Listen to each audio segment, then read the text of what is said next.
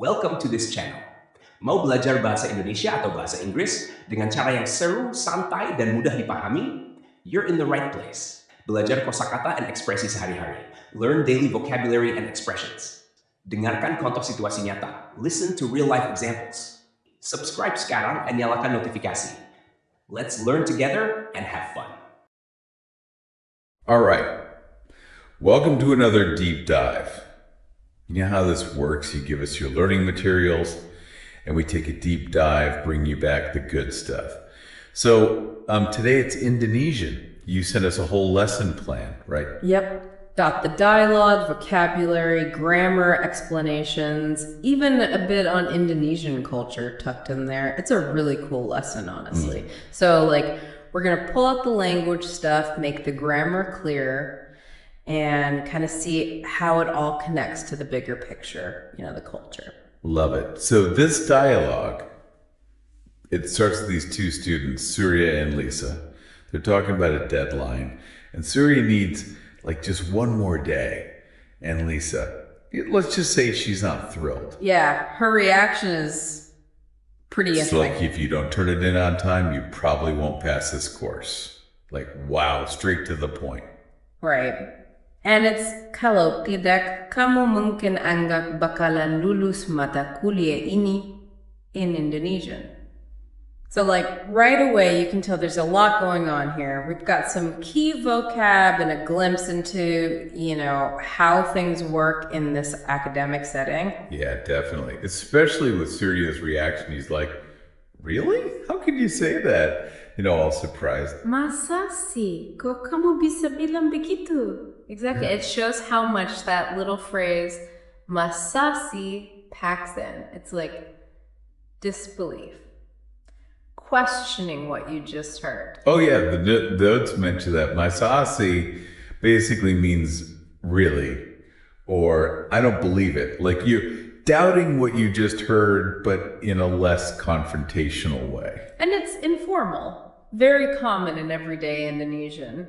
And you gotta think, what kind of expectations are in play here that Surya is so taken aback? Makes you think. Yeah, it does. And then Lisa doubles down, saying, Anggak bakalan lulus, you won't pass.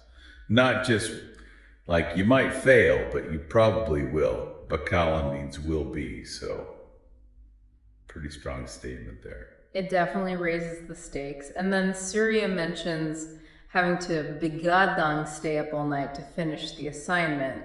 You really get a feel for, the pressure these students are under. Oh, for sure. And then there's that part where Lisa mentions another student, Eka, who, he didn't have a good time. Yeah, poor Eka. He got scolded, dimarahi, and had to retake the course, ulam mata kuliah, all because he didn't turn in his assignment on time. Menyerahkan tugasnya anggap tepat waktu. Tepat waktu, on time. The lesson breaks this down as exact time. Tepat meaning exact, and waktu meaning time. Seems pretty straightforward, right? Yeah, and thankfully it's used in both formal and informal situations. Oh, good to know. And there's also that slightly more formal version, tepat, pada waktunya, exact on the time. Pada being in or on, and that ya at the end meaning the. It's a slight difference, but, good to be aware of. Totally. It makes you sound more sophisticated, I guess. Maybe a bit, yeah. And this actually brings up a really common question for learners. It's about waktu berapa versus jam berapa when asking what time is it? Oh, right. Jam means hour, but can you always just swap them out? Not always, no. Especially when talking about being on time. Notice how Lisa used tepat waktu and not jam. It shows that waktu is this bigger idea of time, while jam is specifically about the hours on a clock. Yeah, that makes sense. So back to that masa sih for a sec. The lesson says it's similar to really, or I don't believe it, and that s at the end. It's kind of like a little tag that softens questions, right? Yeah, you see it a lot in casual conversations. It's like you're expressing surprise or disbelief, but you don't want to be too harsh. But the notes also say there isn't really a direct equivalent for masa si in formal Indonesian. Oh, how come? Well, openly doubting someone in a formal setting, it's just not considered very polite. You'd probably use a more indirect way of questioning. I see.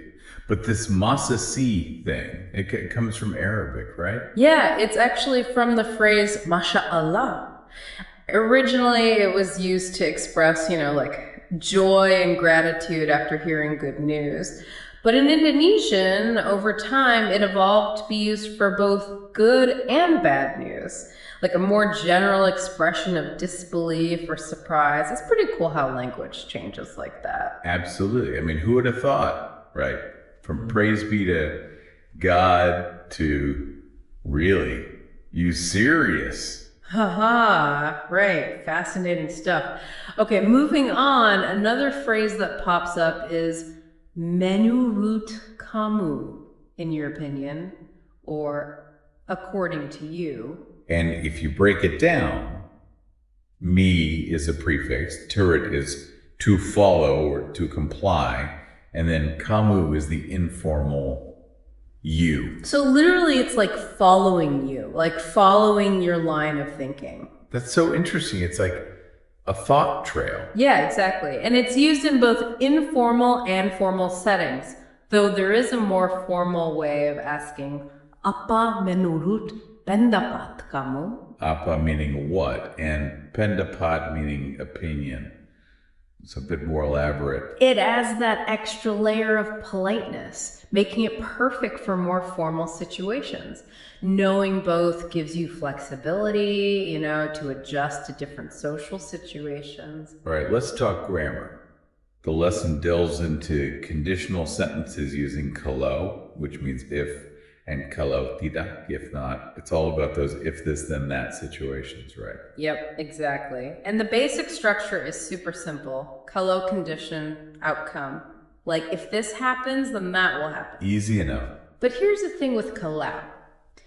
It implies the condition, hasn't happened yet. So usually you don't use past tense right after it. Oh, that's good to know.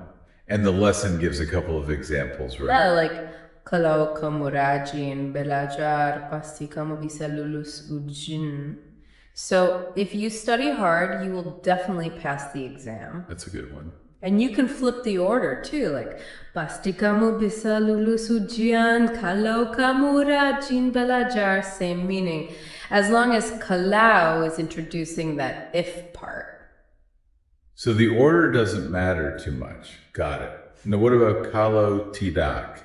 That's for the negative, right? Like if not. Yep, super straightforward. Just add tidak, which means not, after kalau. And you can even stick a noun or pronoun in between, like kalau kamu tidak. Oh, interesting. So can you give me like a practical example? Sure. Like kalau tidak datang bagian, kita tidak akan dapat tempat duduk. If we don't arrive earlier, we won't get seats. See? Simple, right? Yeah, I got it. So kalau is your friend for all sorts of what-if situations. Now, what about harus? That's the must, should, have to word, right? Exactly. It's all about obligation. Like, kamu harus bangun sekarang. You have to wake up now. Straight to the point. No arguing with it. And the lesson takes it a step further, combining harus with kalau tidak. It's like, you must do this otherwise. Oh, yeah, the or else situation. Precisely. For example, kamu harus bangun sekarang, kalau tidak kamu akan terlambat. You have to wake up now, otherwise you will be late. Makes sense. Yeah. Laying down the law there. Now, shifting gears a bit, let's talk about that cultural insight section. The lesson mentions that a huge chunk, like 70% of Indonesian students who study abroad, they choose business majors. Isn't that surprising? It's way more than you typically see. Right? And the lesson explains why. A lot of Indonesian families, they have their own businesses, entrepreneurs. So it's expected that the kids will eventually take over the family business. It's like built into their whole system. It's really interesting because, it shows that it's not just about individual passion, right? There are these like bigger family and economic factors at play. Definitely. And it really adds another dimension to understanding their educational choices. Okay, so where did these Indonesian students go to study? Well, Australia tops the list, especially Sydney and Melbourne. It's super popular. Yeah, it makes sense. Geographically, it's way closer than, say, the US or the UK. Less travel time, maybe less expensive. Right, all practical considerations. And then the US comes in second, though the lesson mentions there was a dip in popularity for a while. Really? What happened there? Well, it's picking up again now, and it's thought to be linked to, get this, the opening of a cultural center in Jakarta. Apparently, it has a really high student acceptance rate, like 95%. Oh, that's huge. Yeah. I mean, if you know you've got a good chance of getting in, yeah, that's going to be a big draw. Yeah. It shows how, those practical things, access, opportunity, can really influence where students decide to go. Definitely. Makes a huge difference. And the UK is also up there, especially for business, engineering, and design. The lesson even gives us a handy phrase. Saya belajar bisnis di Universitas Sydney. I'm studying business at the University of Sydney.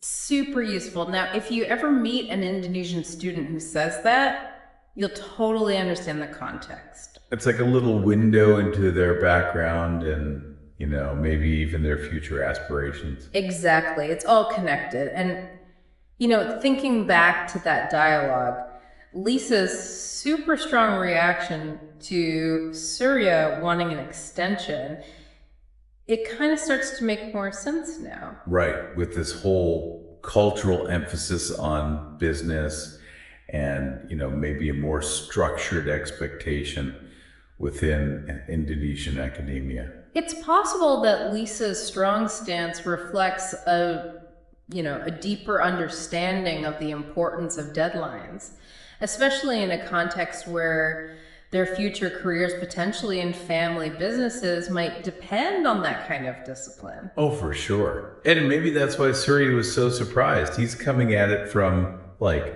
a one more day won't hurt perspective, and Lisa's like, no way, this is serious business. Yeah, maybe. It's super interesting to think about how those cultural layers kind of influence the whole interaction. Totally. All right, so before we wrap up this deep dive, let's quickly go over the main takeaways. We've seen how important being on time is in Indonesian academic life. Tepat waktu, remember that one. We've got some useful vocabulary under our belts, like masa si for expressing disbelief, menurut kami for opinions, and bakalan to talk about the future. And we can't forget about kalau tidak for those if not situations. Right, and we learn how to use kalau to build conditional sentences and harus to express obligation. Plus, we got that fascinating insight into the study of broad trends among Indonesian students, business majors galore, with Australia and the US being the top choices. All from one lesson. Not bad, huh? But this brings up a really interesting question for you guys listening. Oh, hit us with it. So, thinking about this emphasis on punctuality, the focus on business, and the trends in studying abroad, what do you think? What deeper cultural values or practical considerations are shaping the educational experiences of Indonesian students, both within Indonesia and when they go international? That's a good one. And how does the language itself reflect those values? It's something to think about as you continue learning Indonesian. Awesome. Love a good, thought-provoking question to end on.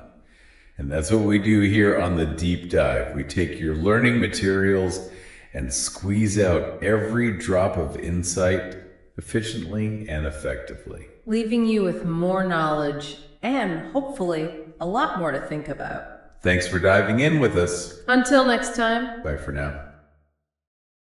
Thank you for watching this video. Hopefully useful. Don't forget to like and subscribe.